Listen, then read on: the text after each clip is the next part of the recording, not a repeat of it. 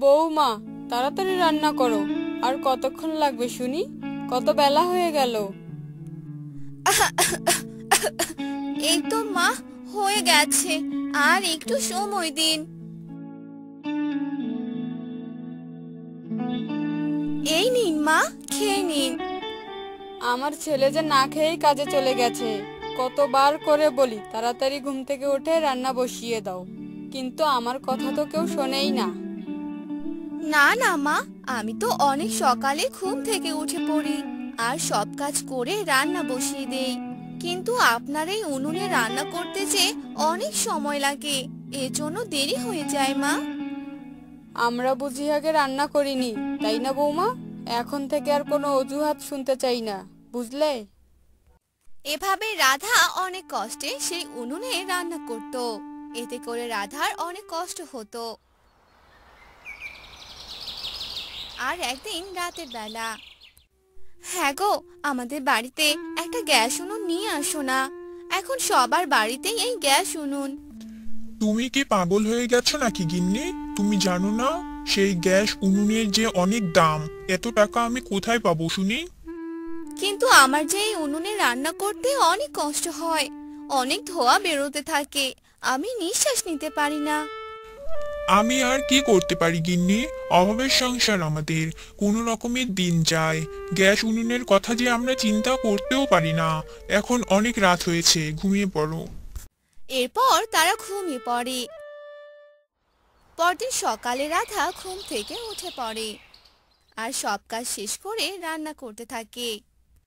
আহ এত ধোঁয়া, আমি যে নিঃশ্বাস নিতেই পারছি না। এ কথা বলেই রাধা জ্ঞান হারিয়ে ফেলে। আর রাজেশ সেখানে চলে আসে। এরপর ডাক্তারের কাছে খবর দেয়। বেশি ধোঁয়া শরীরে প্রবেশ করার কারণে তিনি নিঃশ্বাস নিতে পারছিল না, যার কারণে মাথা ঘুরে পড়ে গেছে। আপনার স্ত্রীকে কিছুদিন ধোঁয়ার কাছে যেতে দেবেন না। এ কথা বলে ডাক্তার চলে গেল। ডাক্তারের কথা শুনে রাধার শাশুড়ি বলতে লাগলো, তাহলে বাড়ির সব রান্না বান্না কে করবে শুনি? এই বয়সে এসে আমি কি রান্না করব নাকি? না মা, আপনি কোনো চিন্তা করবেন না।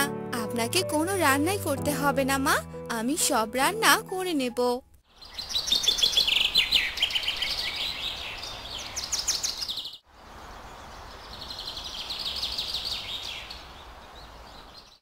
পরদিন সকালে আবার রাধা উনুনে রান্না করতে থাকে।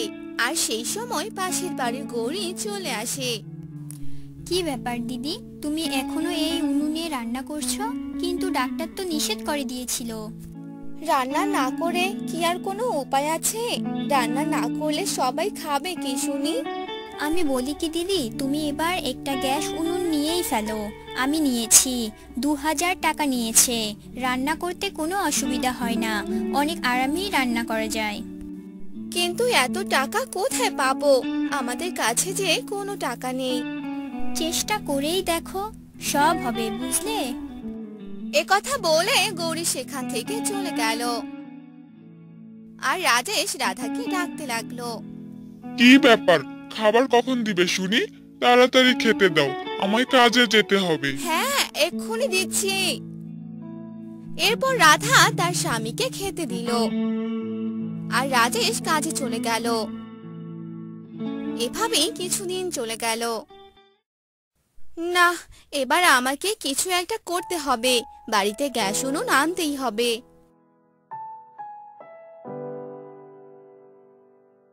এই বলে রাধা মোড়লের বাড়িতে যেতে লাগলো আর মোড়লকে গিয়ে বলতে লাগলো, মোড়ল মশাই, আপনি আমায় কিছু টাকা ধার দিন।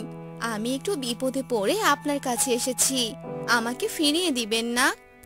ঠিক আছে, সবই বুঝলাম, কিন্তু আমার টাকা যে তাড়াতাড়ি ফেরত দিতে হবে। আপনি কোনো চিন্তা করবেন না মোড়ল মশাই, আমি ঠিক সময়ে আপনার টাকা পরিশোধ করে দেব। ঠিক আছে, তুই দাঁড়া, আমি ঘর থেকে টাকা আনছি। এরপর মোড়ল ঘর থেকে টাকা এনে দিল আর রাধা সেই টাকা নিয়ে বাজারে গেল আর সেখান থেকে গ্যাস উনুন কিনে বাড়িতে আসলো।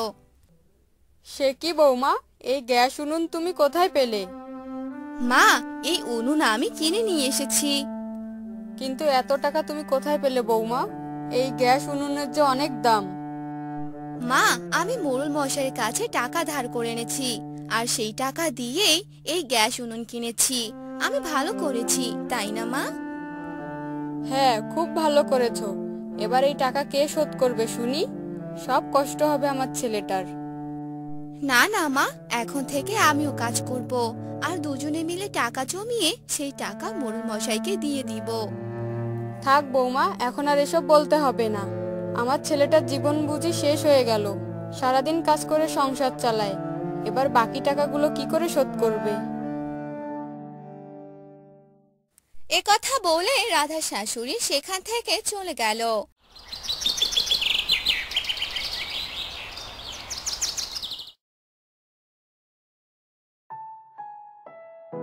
রাতে রাজেশ বাড়িতে এলো।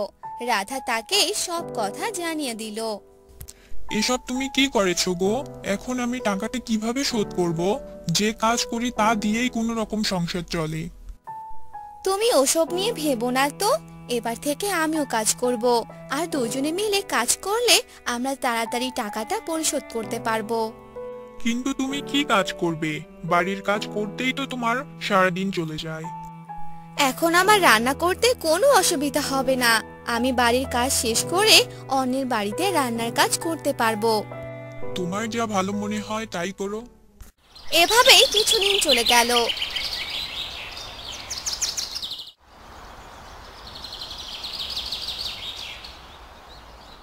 রাজেশ ও রাধা দুজনেই কাজ করতে লাগলো, আর এভাবে 1 মাস কেটে গেল। আর একদিন মোড়ল মশাই রাধাদের বাড়িতে এলো।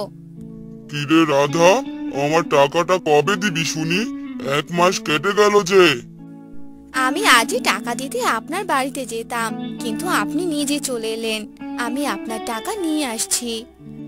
রাধা ঘর থেকে টাকা এনে দিল, আর মোড়ল সেখান থেকে চলে গেল। এরপর থেকে রাধা সেই গ্যাস উনুনে রান্না করত। এতে করে রাধার কোনো অসুবিধা হয়নি। রাধা ও রাজেশ দুজনেই কাজ করে সংসার চালাতে লাগলো।